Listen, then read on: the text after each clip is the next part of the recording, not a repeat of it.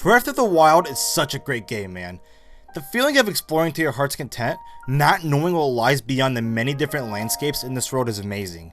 There's always something to discover, whether it's a special item, an enemy to fight, or even a puzzle to solve. There's always something to experience in Breath of the Wild. I'll be honest, I never really played a Zelda game before I played Breath of the Wild. Ever since that trailer back in 2014, I was somewhat intrigued. My interest really spiked when the trailer was shown at the Switch presentation back in 2017. That was the trailer that made me really want this game, and I'm so glad that I picked it up. This game gave me so many great feelings. Breath of the Wild is definitely now in my top 3 favorite games of all time. Everything about this game is wonderful in my opinion, and I will explain why I think that with many different details I'll list off in this video. Alright, let's do this.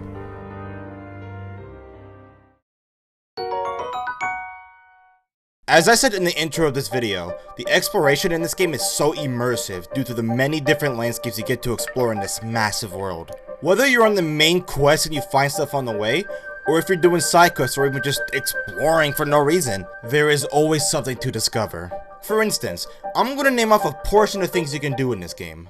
Let's start off with the shrines you can find and explore. These shrines offer really creative and intuitive puzzles to solve, and if you solve them, you get to obtain a spirit orb, which you can trade in for a heart or stamina upgrade if you have 4 of them.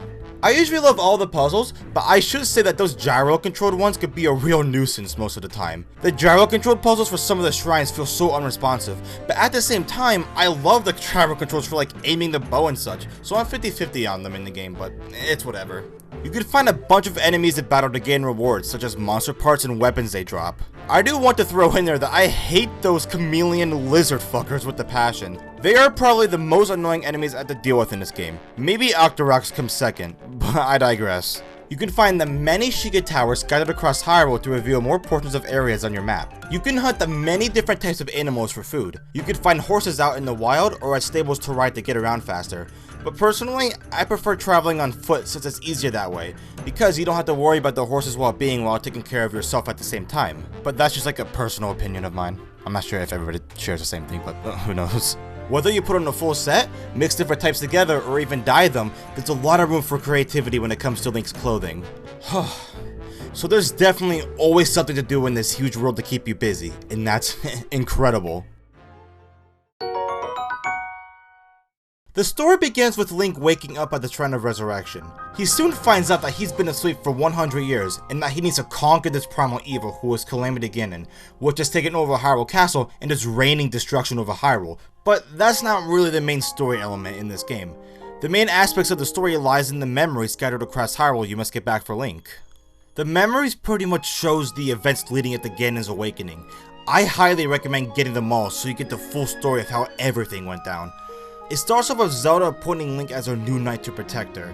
Through the memory shortly after, you can see that Zelda is not really happy with the fact that Link has to watch over her. Nothing. Just as I thought.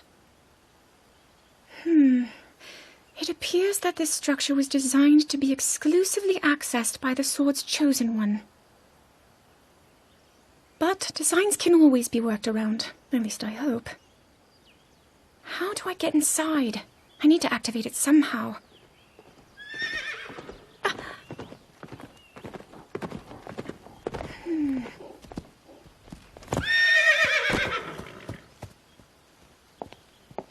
I thought I made it clear that I'm not in need of an escort. It seems I'm the only one with a mind of my own. I, the person in question, am fine, regardless of the king's orders. Return to the castle and tell that to my father, please.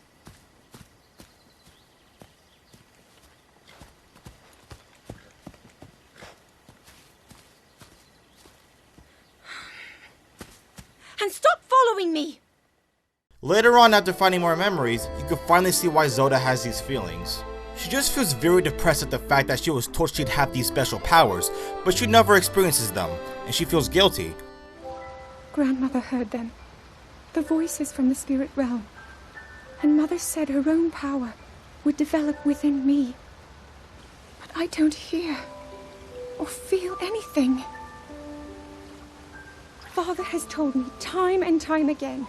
He always says, quit wasting your time playing at being a scholar. Curse you. I've pleaded to the spirits tied to the ancient gods. And still the holy powers have proven deaf to my devotion.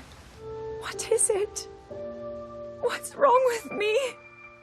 Around that point, you start feeling bad for her and see why she has these hatred feelings for Link. You can see even more details of Zelda's distraught feelings in her diary, and with the one cutscene with how her father scolds her. But in the father's diary, you can also see why the father scolds Zelda. So he has his best intentions. You must be single-minded in unlocking the power that will seal Calamity Ganon away. I already am. Don't you see? There's nothing more I can do. My hope is that you'll allow me to contribute here in whatever way I can. No more excuses, Zelda. They are out there at this moment, whispering amongst themselves that you are the heir to a throne of nothing. Nothing but failure.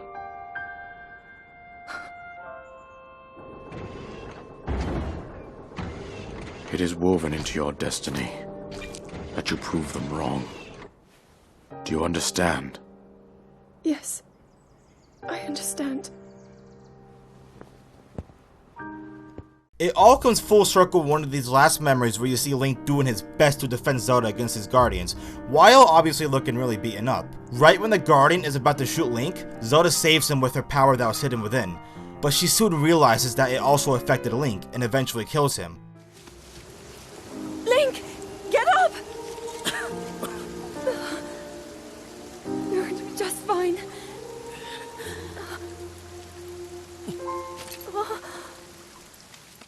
You can see that Zelda is very upset, of course, but she sees that the Master Sword is glowing, indicating that Link can still be saved. She appoints her guards to bring Link to the Shrine of Resurrection, which is a place that you woke up at in the beginning of the game.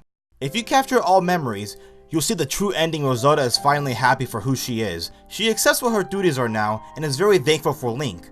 All of the story elements in this game leaves a huge impact on the game, and I love that.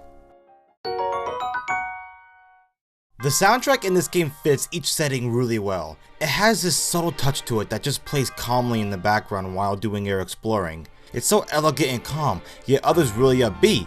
All music tracks in this game is a delight to listen to. Almost everything in this game has a distinct track for it, such as the normal day and night cycles, the snowy tundras, villages, stables, shrines, towers, or even enemy and boss themes. The music in this game is great, and it's a big part of the charm that this game has to offer.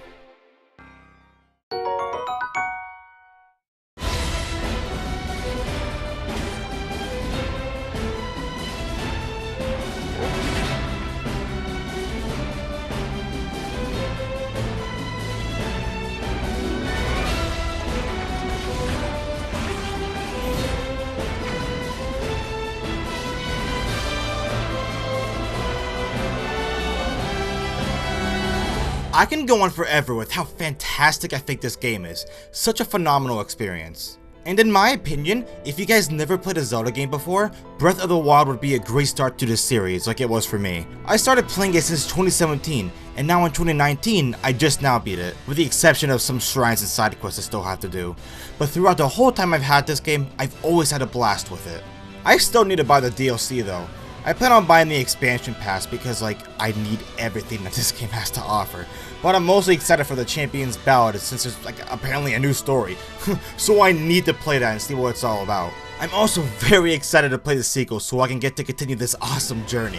I also want to throw in there that the 2017 trailer for this game is such a fantastically made trailer. The music that was made specifically for it was great, and as I said before, the way the trailer was delivered grasped my attention a lot. In my opinion, that is one of the best game trailers I've ever seen. Anyways, if you guys want to discuss your own opinions on this game in the comments, please do. I'd love to see how you guys think about this game as well. But that's pretty much all I have to talk about for this video, so see you guys.